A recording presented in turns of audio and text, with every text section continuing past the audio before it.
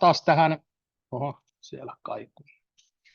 Katsotaan tähän tämmöinen datablockin tämmöinen apujuttu. Eli nythän viime viikollakin kysyttiin sitä, että miten me saadaan niin se logiikasta, eli te paneelissa teette vaikka nyt levy, teillä on sellainen struktuuri, missä jotain variableja, ja sitten se on vaikka se joku sen levyn, niin paneelin se levydata, että monen koko lohkoon se leikataan se juttu. Niin sitten kun te aina reinitialisoitte se datablokkiin sinne logiikkaan, se kadottaa ne arvot. Niin meillä on tässä nämä on jäänyt jostain syystä käymättä, mutta miten sitä nyt kävisi läpi? Eli meillä on täällä erilaisia valintoja.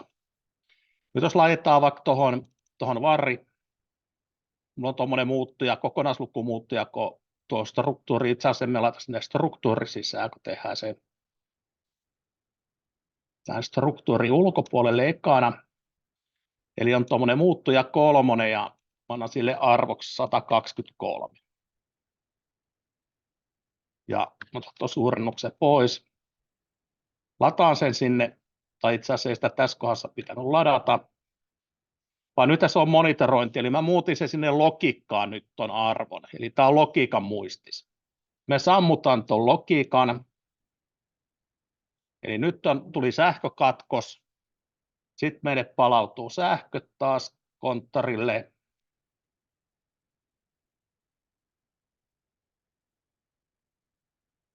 Meillä on logiikka käynnissä nyt, pitää käydä offlineissa, laittaa se takaisin monitorointiin, niin meidän se monitorointiarvo on 0, koska se hakee siinä uudelleenkäynnistyksessä sieltä logiikan sisältä tämän start-valueen.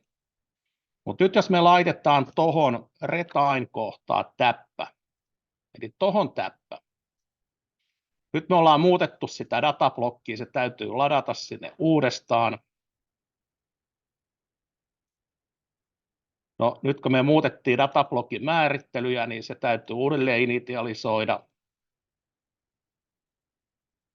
Ja nyt jos me laitetaan siihen 123 arvoksi ja tehdään toi sama, eli sammutetaan logiikka. Nyt tuli sähkökatkos, nyt laitetaan logiikka takaisin päälle.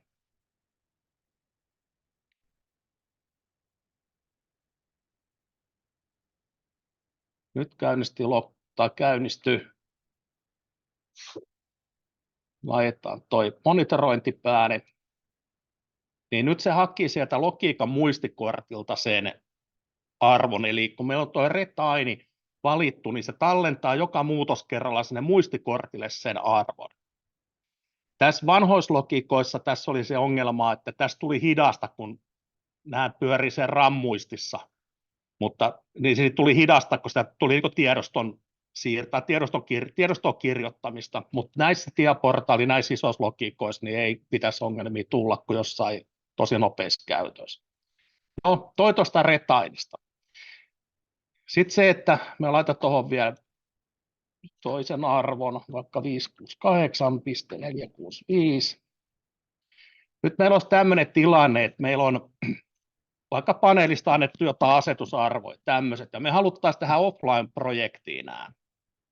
Niin meillä on tuossa tuommoinen kuin snapshot-painike. Otetaan siitä tuommoinen, mikä tämä nyt on, niin kaappauskuva tuosta logiikan muistialueista. Ja sitten jos me halutaan, että tänne offline-tilan start-valueeseen, niin tuossa on toi copy snapshot to start-value. Niin tuosta kun painetaan, nyt se sitten se kysyy OK, niin se kopioi ne sieltä online-tilasta tänne offline start-valueeseen. No tämä ei nyt vielä piisaa. Nyt meidän täytyy painaa Save Project-painike. Ja nyt tämä kertoo, että meillä online ja offline on erilainen. Että me saadaan se nyt samanlaiseksi, niin me ei pitää tässä kohdassa se downloadata sinne takaisin. Jos me ollaan päiväpulkassa, niin me ei kannata sitä välttämättä downloadata sinne. No, ehkä kannattaa, ehkä ei. Ja nyt meillä on ne alkualueet tai alkuarvot täällä offline-tilassa. No, miten me saadaan sitten täältä offline-tilasta online-tilaa, niin jos laitan noin nyt manuaalisesti nollaksi, niin nyt me haluttaisiin siirtää täältä start-valueesta kaikki start-valueen arvot tänne logiikan onlineen. Niin me saadaan tuolla start-valueessa as actual valueessa.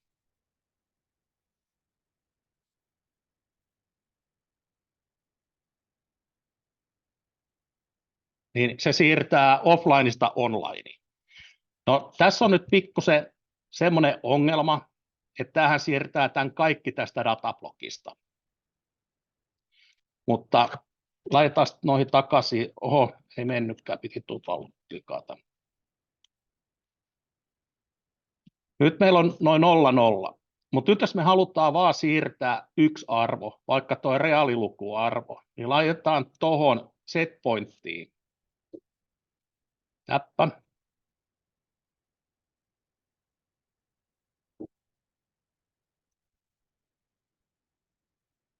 Katoinpas tätä nyt tietysti. Tietysti tämä pitää downloadata ekaksi tämä meidän datablokki sinne.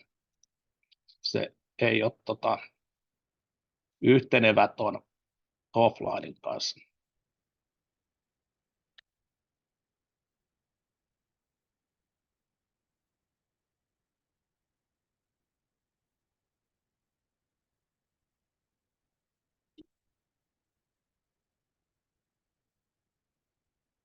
Niin tossa. Muistelin, että tähän tuli ihan oma valikko, mutta tässä onkin nyt sitten tässä start-value, tässä oli, aikaisemmin se oli toi, niin nyt se onkin tämä. Eipä tietysti tule sitä tekstiä siihen nyt. Mutta tällä me nyt saadaan kuitenkin vain ja ainoastaan tämä laitemainen, niin nyt siihen tuli se only set points. Me saadaan yksittäisiä arvoja siirrettyä sinne offlineista onlineen.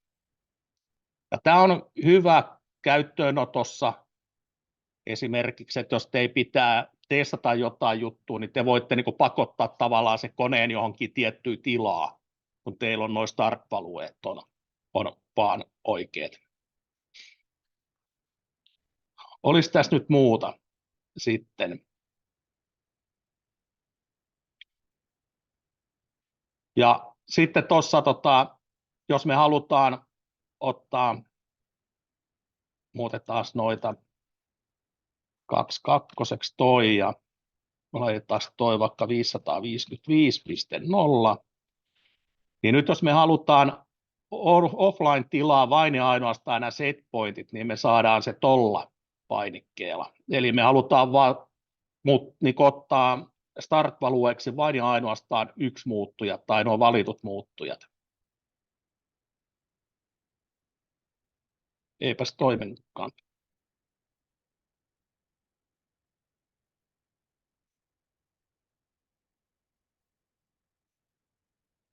No, nyt otan puheeni takaisin.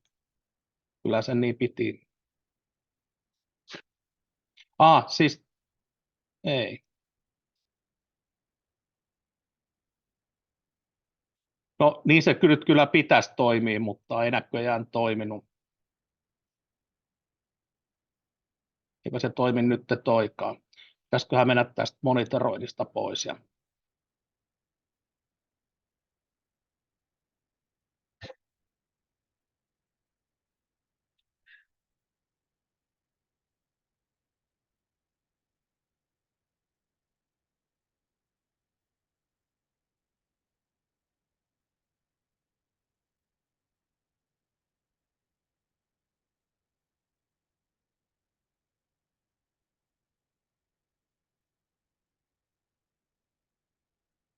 Tulee varmaan snapshotissa enää kahden leikkiöiden.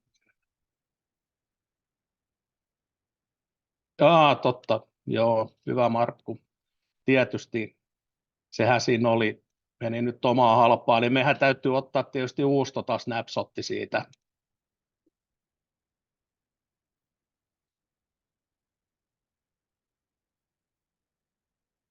Uusi snapshotti siitä, ja sitten tuolla me vaan siirretään siitä se yksi muuttuja. Eli tietysti, eli aina täytyy ottaa niin kuin tavallaan leikepöydälle kuva siitä, ja sitten kun toi oli valittu tuolta, niin sitten valkkasinkin tuolla sen, mikä siirrettiin sinne offlineen. Tämä nyt on teillä siinä, että kun te teette niitä reseptiä siihen levyleikkaukseen, niin ei tarvitse aina käydä se paneelista muuttaa uudestaan, vaan kun teette ne kerran sinne, sitten otatte tuosta tuon snapshotin ja sitten siirrätte vaikka sen koko datablogin tai sen snapshotin sinne offlineen.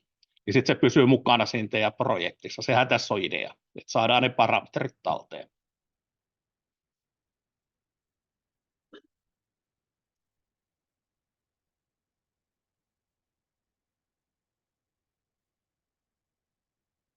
Ja sitten tuossa on näköjään vielä tuo yksi, että jos meillä tuolla on nyt se 0, niin nyt me voidaan myös sitten tällä siirtää tuosta snapshotista sinne onlineen myös sitten tietoa. Eli siirtääkin tästä tonne. Eli tämä on tämmöinen niin leikepöytä tässä offlinein ja onlinein välissä. Eipä tästä oikein muuta olisi kysyttävää. Joo.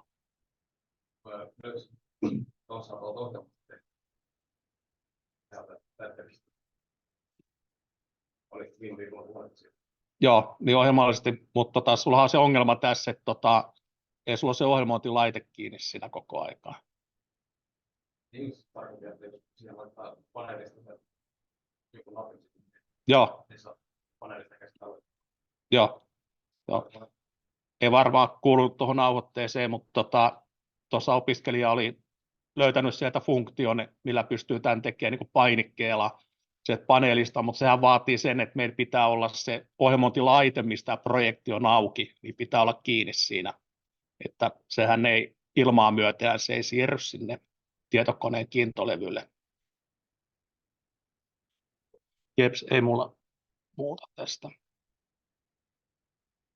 Pitää tulla ihan